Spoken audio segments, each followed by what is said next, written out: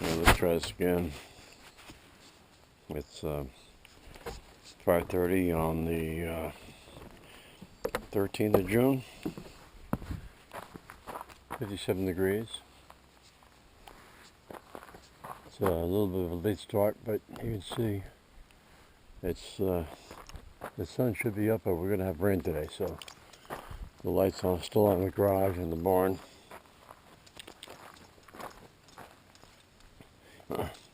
I've been up since 4:30.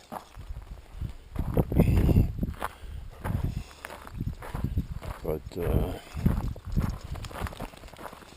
making some rye bread today. I started making what they call a sponge last night. The recipe calls for making the sponge 2 or 3 hours ahead of time, but I find that if I make it overnight, I get a better result. So I made the sponge last night, and this morning I put all the dry ingredients together.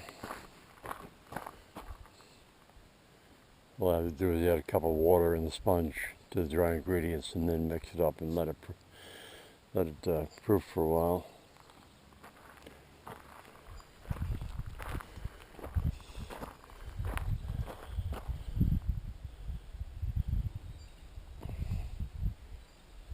I make I make a double recipe, a double batch, because the loaves are coming out too small, both in rise and in amount. I make a loaf of rye bread and be gone. So double up the recipe, change the sponge setting time, and then you have a nice large loaf of rye bread. Let it cool down, then I slice it up, and I put wax paper between each slice before I freeze it. This way, when you need some bread for sandwich or something like that, the wax paper allows you to separate the slices easily.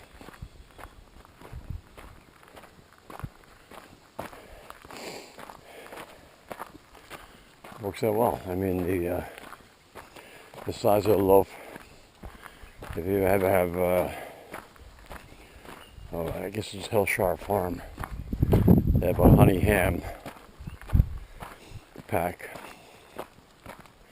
and the size of the ham is just an eighth of an inch larger than the slice of bread, so it works out well. Also like to have tuna salad on the rye, kibasi, not tuna and kibasi, separately.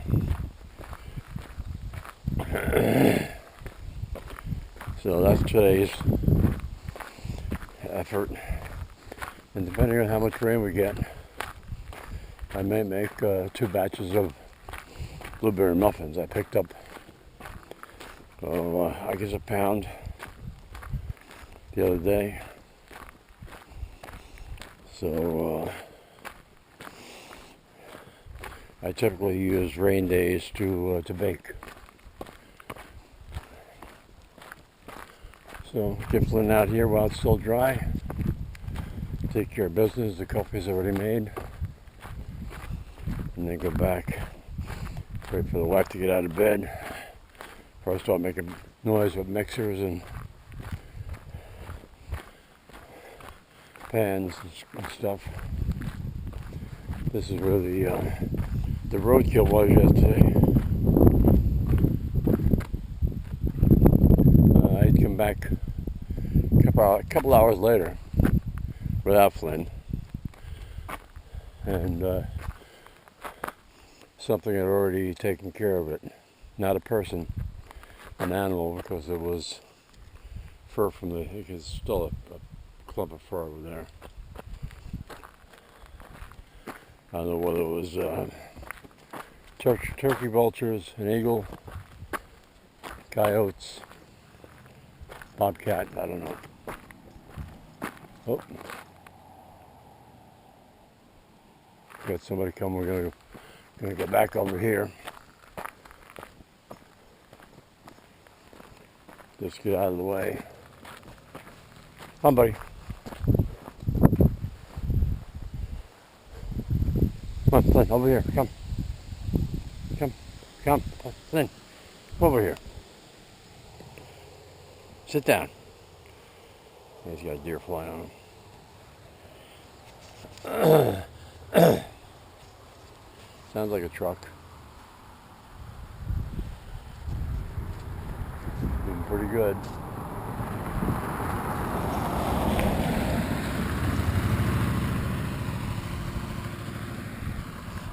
Don't recognize it.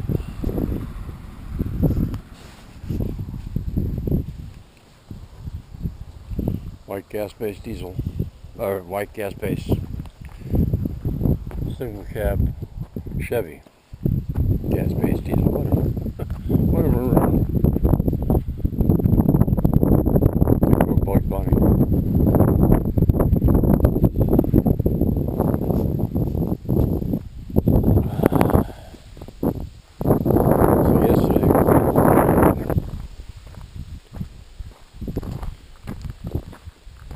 Yesterday we took a little ride. I wanted to see Bascahegan Lake, which is off of Route 1. I can't remember near the town.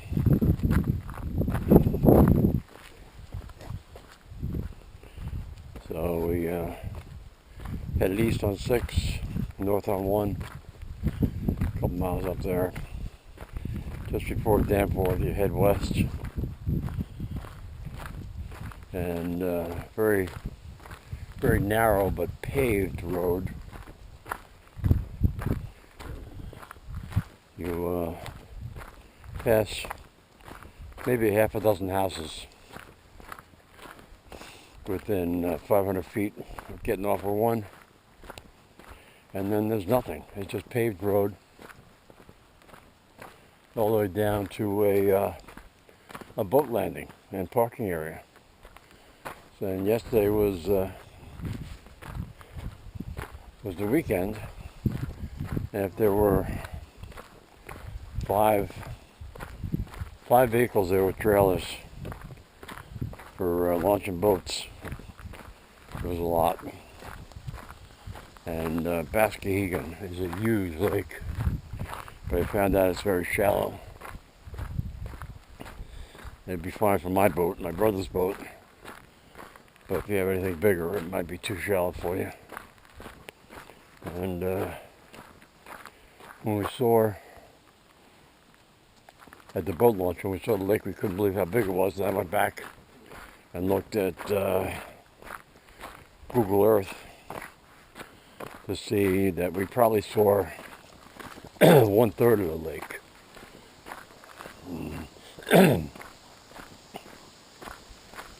So, if I ever get the boat registered, hopefully tonight, it's a bit of a ride. I think it's 30 miles over there.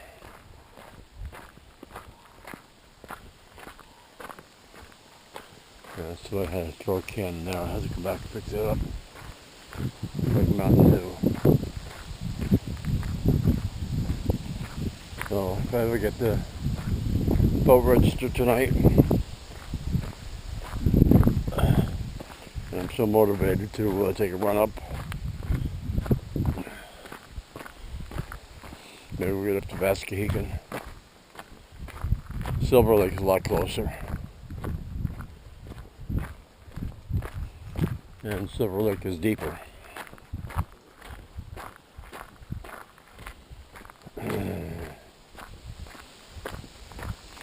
But after we went to Bascahegan, got back to Route 1, And directly across from Baskingham Road is a road that takes you to Canada. And there was some sort of recreational sign. I can't remember. I think it's Vassboro or something. Vassalboro recreation area. So I figured let's take a ride down there while we're exploring. And we drove all the way down. Got down to a place called Forest City. Forest City is pretty unique in that Forest City, Maine is right across from Forest City, Canada. So we got down there, and we don't have I didn't have my passport. We didn't have a passport. We didn't plan on going to Canada. But wasn't going over there anyway because I'm always carrying my handgun. And they don't have our freedoms in Canada. Yeah, Flynn's taking care of business. Good boy.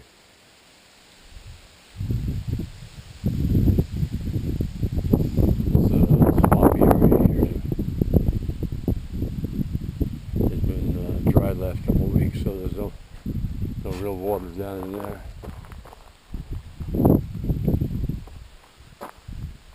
Alright, buddy, let's go home. So Forest City was a pretty cute little place. Before you get to Forest City, there's another big lake, Grand Lake. There's other lakes over there.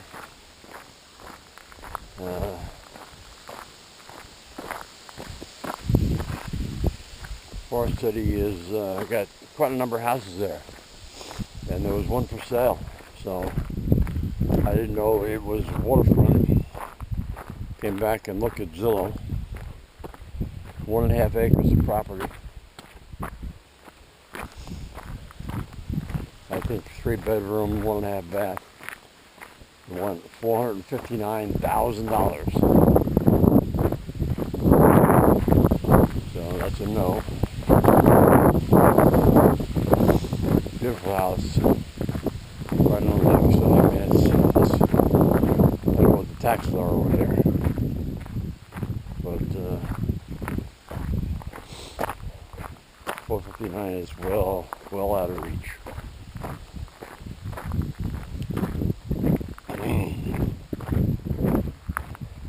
So after we finished over there, turned around at the border and came back to one, headed up to Danforth. Checked out to see where the grocery store was up there because I didn't know whether we needed any groceries since we're out. We found the grocery store, but we didn't bother going in. We didn't need anything. So we headed down 169 to look at my brother's property over there in Danforth on Baker Ridge. It's got, I think, 50 acres. Big open fields. And he's got somebody scheduled to hay the field. So it's getting pretty tall.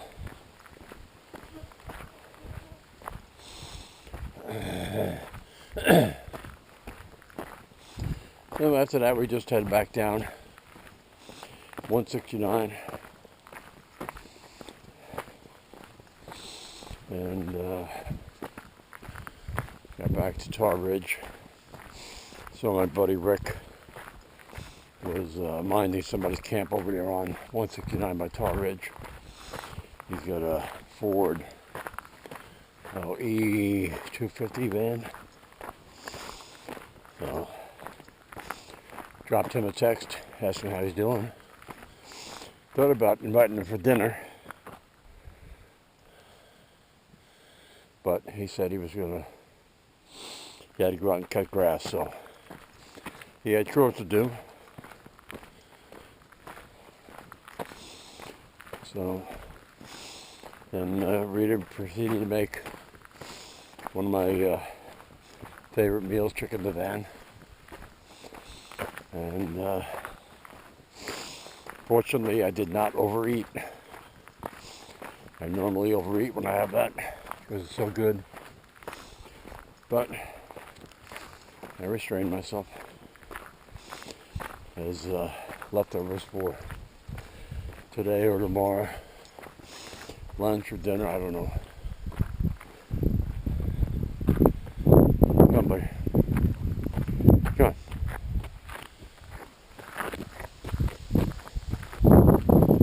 Let's go. Come on, before it rains. Flynn.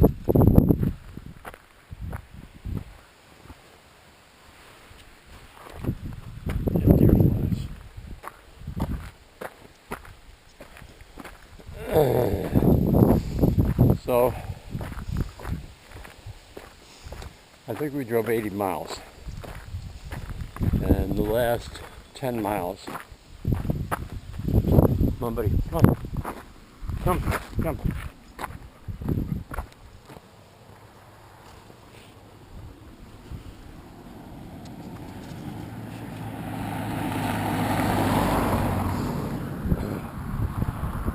He's going slower today. Still going fast. I think Flynn was scratching himself when I yanked on his leash, probably knocked him over.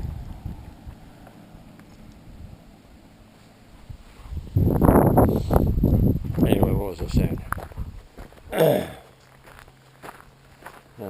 Damn it.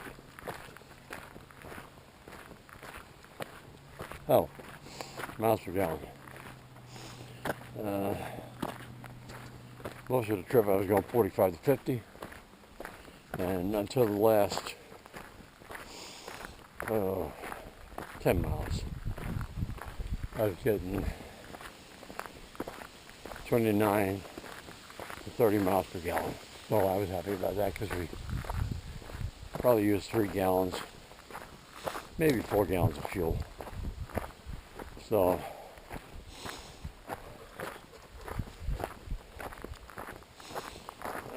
6 miles a gallon is $25. 24, yeah, I know. I rounded up. It's a beautiful ride, beautiful day. Another beautiful day in Maine.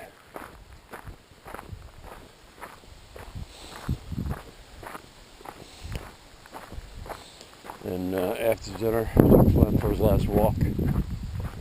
Went up to the north border of my property, our property. Walked down the field to the back path. Can't believe how tall the grass is. Grass has got to get cut, but it's not going to happen today. It's going to rain, it's going to get wet. Maybe Wednesday I can cut the grass. Maybe. But today's chore is the rye bread, onion rye bread, because I modified the recipe a little bit to give a little different flavor. Just a hint of rye, of onion flakes. Onions via onion flakes. You can just about, you don't notice it until somebody says, is there onion in that? Yeah, a little touch.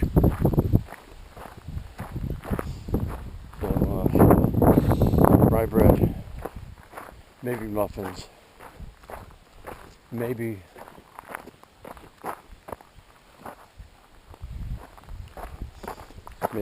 more rolls, but they'd be like hoagie rolls.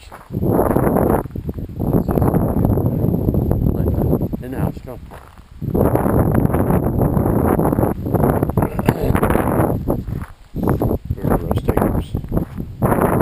Steak sandwiches.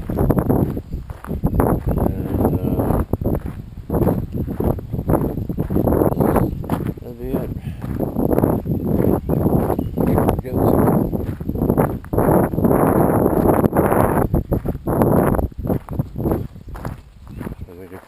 moisture in the air.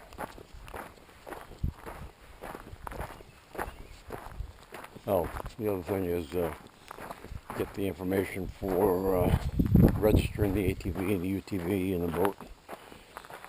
So, yep, it's starting to rain.